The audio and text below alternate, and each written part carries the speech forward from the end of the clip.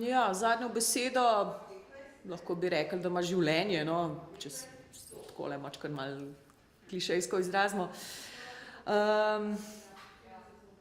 Ker ne glede na to, kako poskušamo peljati te stvari, nas na koncu prehiti nekaj, kar je vseeno večjega od nas oziroma kar ni v naši moči.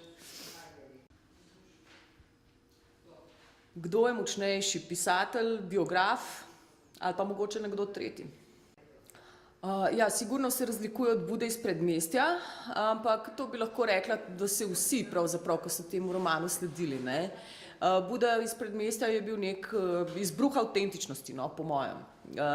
Neki destilat njegovih izkušenj življenja do takrat, življenja kot potomca pakistanskih priseljencev v Londonu.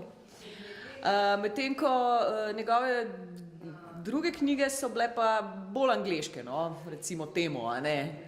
Ta priseljenska izkušnja je bila pač tudi zanemarjena, no, in saj zakaj konec koncev tudi ne bi bila, saj on je pravzaprav Anglež.